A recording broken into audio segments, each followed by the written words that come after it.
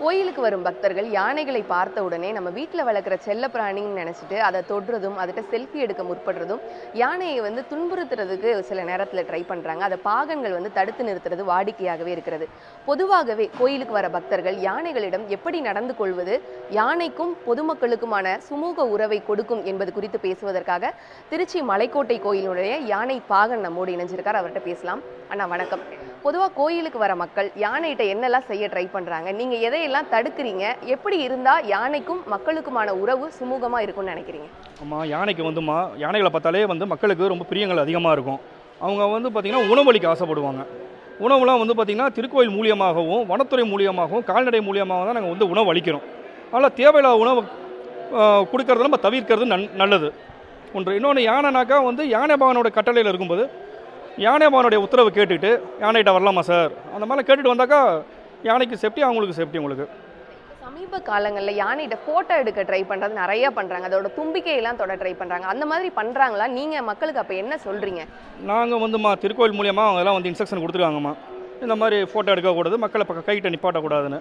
அந்த மாதிரி நாங்கள் ஒதுக்கி தான் விடுவோம். நாங்கள் பாகனா யானையை பாதுகாக்கிறதுக்கு நீங்கள் என்ன விஷயங்கள்லாம் பண்ணுறீங்க? அது ஒரு அமைதியான நிலைமையில் வாழ்கிறதுங்கிறது எவ்வளோ அவசியமான ஒன்றா பார்க்குறீங்க?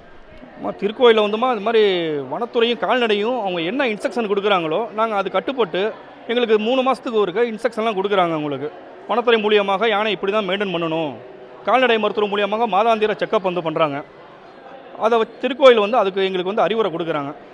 அதற்கு தகுந்த மாதிரி எங்களுடைய செக்ஷன் கிளர்க்கு தினசரி என்ன நடவடிக்கை செயல்படுது அதெல்லாம் கண்காணிச்சிட்ருக்காங்கம்மா. கோயிலில் இருக்கக்கூடிய யானைகள் நல்ல ஒரு ஆரோக்கியத்தோடு இருக்கிறதுக்கு நீங்கள் என்னென்ன விஷயங்கள்லாம் நடைபயிற்சியிலேருந்து எல்லாம் பண்ணுறீங்க? என்னென்ன விஷயங்கள்லாம் பண்ணுறீங்க ஒரு பாகனா? மக்கள் அதையே ட்ரை பண்ணுறாங்கல்ல, அது எவ்வளோ தவறுன்னு நினைக்கிறீங்க? திருக்கோயில் மூலியமாக வனத்துறை மூலியமாகவும் கால்நடை மருத்துவம் மூலியமாகவும் தினசரி யானைக்கு கால் நடைபயிற்சி, அவங்க கொடுக்குற உணவு தினசரி பார்த்திங்கன்னா இந்த யானை ஒரு வெயிட் 4000 கிலோ அப்படின்னாக்கா அதுக்கு தகுந்த மாதிரி உணவு அவங்க கால்நடை மூலியமாக கொடுப்பாங்க. தினசரி பார்த்திங்கன்னா பசுந்தீவனமே 150 கிலோ பசுந்தீவனம்.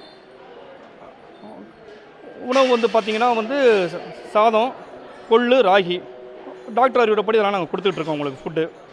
மேற்கொண்டு தீவனம் மக்கள் கொடுக்குற தீவனத்தை நாங்கள் அவாய்ட் பண்ணிடுறது. இந்த யானையை நீங்கள் எவ்வளோ காலமாக பார்த்துட்டு இருக்கீங்க? அது உங்களுக்கு எவ்வளோ ஒரு நெருக்கமான யானை? ஒரு யானைங்கிறது பாகனோட ரொம்ப பிணைப்பாக இருக்குங்கிறாங்களா, அப்படி உங்களுக்கும் அந்த யானைக்குமான சுவாரஸ்யமான விஷயம் என்னென்னா? இந்த யானைமா நான் 19 ஆண்டு காலமாக நான் இந்த யானைகிட்ட பணியாற்றி வருகிறேங்க. இந்த யானை சின்ன வயசுலேருந்தே நான் சர்வீஸ் பண்ணிகிட்ருக்கேங்க. சர்வீஸ் ரீதியாக 19 வருஷமாக சர்வீஸ் பண்ணிகிட்ருக்கேம்மா. நல்ல யானை ஒரு அண்டர்ஸ்டாண்டிங்காக இருக்குமா, நம்ம கூட அன்பாகவும் நல்லா பழகுவாங்கம்மா. நல்லா வர சேவார்த்தின்னு நல்லா அன்பாக பழகுவாங்கம்மா. கோயில் யானைகள் திடீர்னு பாகன்களை தாக்குறது அப்படிங்கிற விஷயங்கள்லாம் தொடர் செய்திகளாக பார்க்குறோம். மக்கள்கிட்ட இந்த ஒரு விஷயம் அறிவுரையாக, ஒரு பாகனா அறிவுரையாக சொல்லணும்னு நினைக்கிறதுக்கு நீங்கள் என்ன சொல்கிறீங்க? திருக்கோயில் அறிவுரைப்படி யானை பகவான் கட்டுப்பட்டு செயல்படுறாங்க. அதனால் அவங்க யானை பகவானுடைய கட்டளையோட சேவார்த்தி அவங்களுடைய பர்மிஷனோட நம்ம செயல்படுறது நல்ல விஷயம் தாங்க.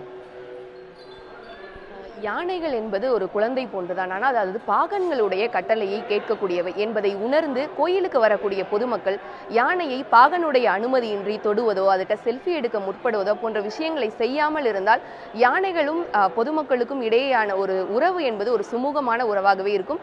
யானையும் ஒரு மன அமைதியான ஒரு சூழலில் வாழ்வதற்கான வழிவகையாகவே இருக்கும் என்பதை பாகனுடைய கருத்தாக இருக்கிறது. புதிய தலைமுறைக்காக ஒளிப்பதிவாளர் சசிகுமாருடன் திருச்சியிலிருந்து பிருந்தா ஸ்ரீஹரிஷ்.